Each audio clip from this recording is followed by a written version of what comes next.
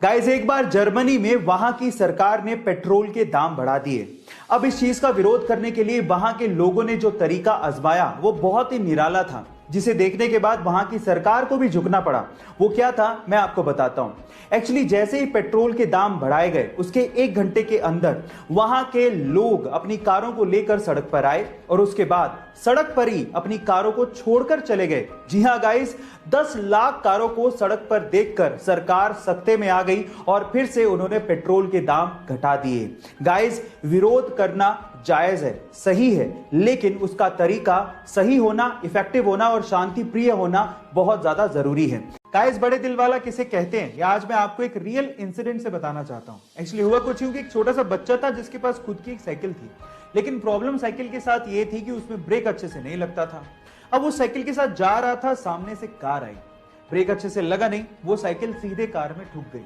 Uncle बाहर आए, उन्होंने देखा कि कार में डेंट पड़ गया। अब वो चाहते तो बच्चे पे चिल्ला सकते थे, गुस्सा कर सकते थे, लेकिन उन्होंने उस बच्चे को कुछ भी नहीं कहा। इनफैक्ट उस बच्चे को उन्होंने एक साइकिल भी गिफ्ट की।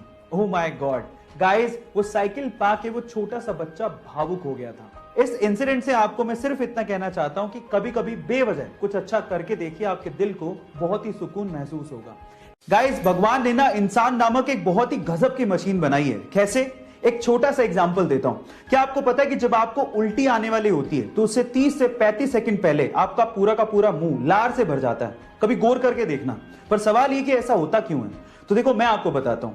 आपकी जो लार होती है ना, वो क्षारीय यानी बेसिक नेचर की होती है, और जब आपको उल्टी आने वाली होती है तो उल्टी के साथ साथ पेट से खतरनाक एसिड भी मुंह में आने वाला होता है। तो उस एसिड को न्यूट्रलाइज करने के लिए और आपके मुंह को बचाने के लिए वो लार पैदा होती है। और उसके अलावा लार 30 से 35 सेकंड पहले पैदा होती है, वो आपको इंडिकेट भी करती है कि आपको उल्टी आ सकती है ना? Amazing fact. गाइस, इस फोटो को ध्यान से देखिए।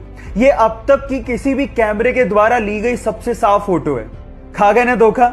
एक्चुअली ये फोटो नहीं है। आप हैरान हो जाएंगे कि ये एक पेंटिंग है जो कि ऑयल पेंट से बनी है। इनफैक्ट ये इतनी ज्यादा क्लियर है कि पहली बार देखने से तो ऐसा लगता है कि शायद किसी हाई रेजोल्यूशन वाले कैमरे से ली गई फोटो है। ये ऑयल पेंट से बनी है, इसको भी चेक करने के लिए लोग मैग्नीफाइंग ग्लासेस का इस्तेमाल करते हैं। इस पेंटिंग को बहुत सारे अवार्ड्स तक मिल चुके हैं। ये पेंटिंग वर्ल्ड रिनोन चाइना के लेंग जून ने बनाई है। तो इस जीनियस आर्टिस्ट के लिए एक हार्ट तो बनता है। एक बार एक चाइनीज व्यक्ति एक एनिमल शेल्टर से एक बहुत ही प्यारे कुत्ते को घर पे लेके आया। वो कुत्ता बहुत ही समझदार था, लेकिन उस चाइनीज व्यक्ति ने एक अजीब सी हरकत उस कुत्ते की नोट की। वो कुत्ता पूरी रात अपने मालिक को सोते हुए देखता था। शुरू में उन्हें लगा कि शायद वो नया है, इसलिए एडजस्ट होने में समय लग रहा है, लेकिन जब वो लगातार ऐसा करता रहा तो उन्होंने उसे डॉक्टर को दिखाया। डॉक्टर ने कहा कि ये तो बिल्कुल स्वस्थ है। थक हार कर जब कुछ समझ में नहीं आया तो वो उसी शेल्टर में दोबारा गए। तो जो शेल्टर वाले ने जवाब दिया वो आप लोगों को सुनना चाहिए। शेल्टर वाले ने कहा कि जब ये सो रहा था तब उसका पुराना मालिक उसे उठाकर यहां शेल्टर में छोड़ के चला गया। शायद इसीलिए वो पूरी रात आपको देखता है, कहीं आप उसे धोखा ना दे दो। गाइस, ये बेजुबान जानवर भी फीलिंग्स रखते हैं, इनमें भी संवेदनाएं होती हैं, इनका भी ध्यान हमें रखना चाहिए।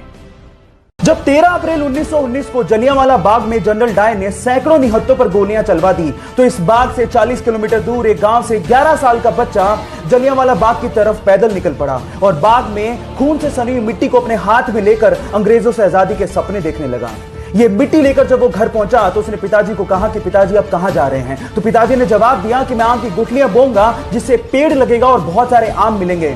तो जानते हो उस बच्चे ने क्या कहा? उस 11 साल के बच्चे ने कहा कि मैं भी इस खेत में बंदूक बोना चाहता हूं जिससे मुझे बहुत सारी बंदूकें मिलें और मैं अपने देश को आजादी दिला सकूं। इस क्रांतिकारी विचार को रखने वाले का नाम है शहीद भगत सिंह, जो हमारे लिए, इस देश के लिए हंसते हंसते ये कहकर फांसी पर चढ़ गए, सरफरोशी की तमन्ना अब हमारे दिल में है, देखना है जोर कितना बाजुए कातिल में है, बाजुए कातिल में है।